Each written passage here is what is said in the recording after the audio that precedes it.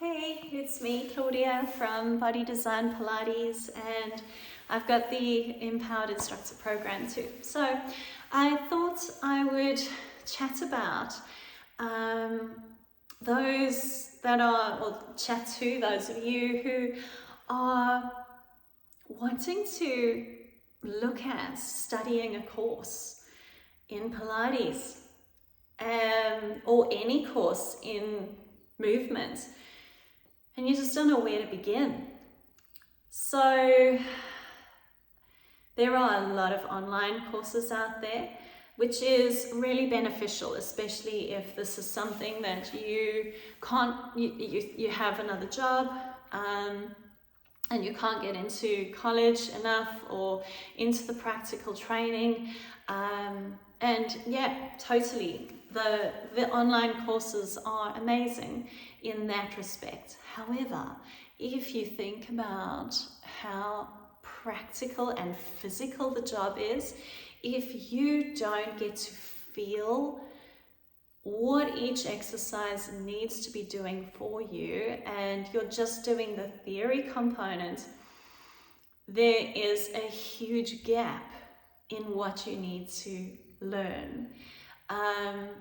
So that's why I've created the Empowered Instructor, so that we can talk about the physical components and the technical side of any exercises that you may have learned.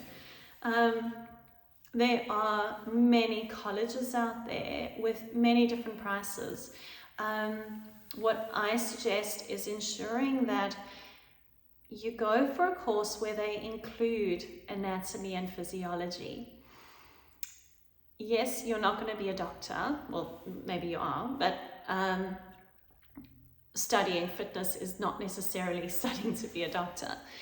What this is going to help you with is understanding how the body functions, understanding which muscle groups work together.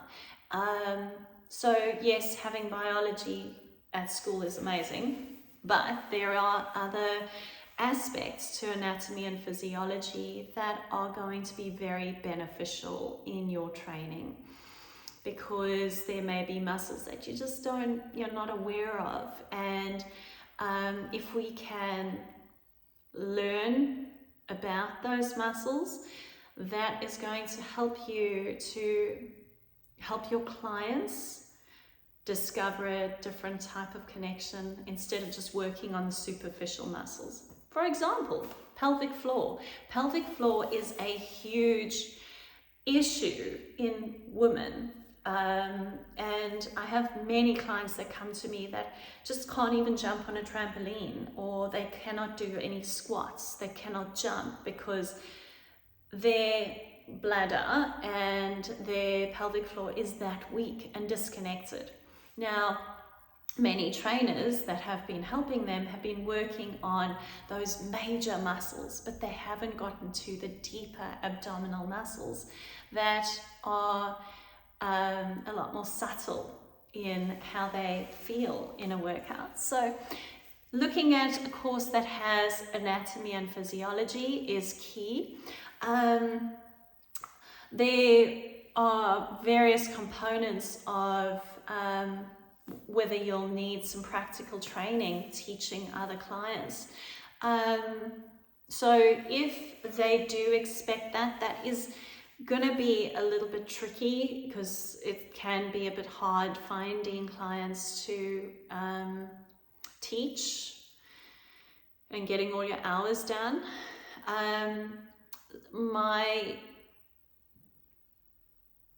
But from my knowledge and my experience, teaching is going to help you to teach better. You need to keep teaching, because that's what you're going to be doing anyway. If you are not being tested on how you teach and how you get clients into a movement or exercise, that is not a proper training. It's just teaching you the theory, when this is actually a very practical job. When you do start doing the training, you'll be working on yourself a lot. However, the second we qualify, that's when our training as instructors tends to drop. So if you can ensure to keep your training up, to do a course but not see that as the only course that you'll be doing, this is the start. I have been teaching for over 20 years and I've done many courses. Why? Because it's good to stay current. You don't want to just do one course, and it's good to do courses through different colleges, different styles, so that you have an overall knowledge, you understand the body on a deeper level. So I've done classical Pilates, clinical Pilates, I'm a personal trainer, I'm a yoga teacher, and I help heal people through Reiki. I've also studied aromatherapy, reflexology, massage. So I have a really deep understanding of the body, and I know that it's through training different methods that has really helped me. So it doesn't have to be a full qualification, can just be a short certificate. So see this as the start of your training, not as the end. Ensuring that there are conditions in the training as well. Sometimes in a basic course, there aren't any conditions of how clients might be feeling, something like post-injury or postnatal, back pain, disc bulges. You need to have some kind of knowledge as to how this affects the body, because clients may just come to you because they think you are more affordable or because you resonate more with them. But it's important not to expect to fix them, but to understand the risks attached to whether you were to train them or not. Being qualified for this would be recommended. So have the course as a start that you're looking at, but then start to budget for other courses along the line. How often to do a course? It depends on you. After doing an intermediate course, that's generally when you have a little bit more knowledge, more hours, and you start to get a deeper understanding of the body.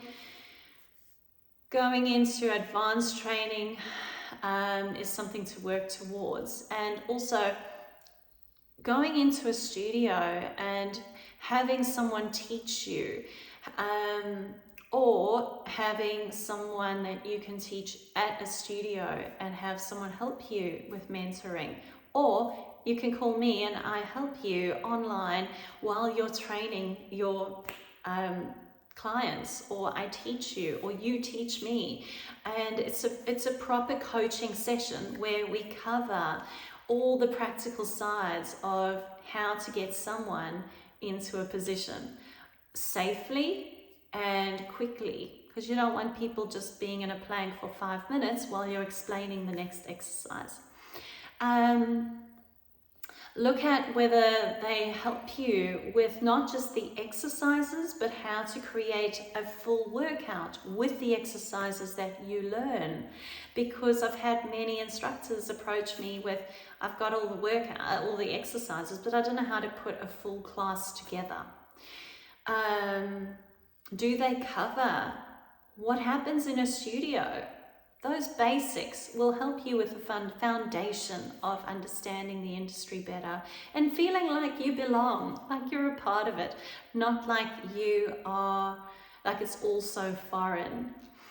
I will think about a little bit more tips on this, because I think there is a lot missing. So accessories. Learning how to use accessories if you're not going to study equipment in Pilates, or you're looking at something else, teaching yoga, teaching PT, are they including accessories in the training? This will help you to keep clients interested, to allow more resistance training, which is really good for bone functions, bone strength, bone health, and muscular health too. So yeah, how many hours? That would be a good question to ask them. How many hours of training will it take before you get qualified? So when I did my diploma, it was a full year course, but there was also the practical side that I had to commit to, and being able to teach clients, even though I have been teaching for 20 years, I still had to teach at a studio, observing and having someone else observe me teach for quite a few hours. I think it was about 200 hours that I had to do, probably a little bit more. So yeah, it's the practical side is a huge commitment. And if you're working on the side of that, it's good to prepare yourself with when you'll be able to start working in the industry. It's not just an overnight thing, and it's certainly not just qualify and suddenly you're teaching. There's a bit of a process behind it too.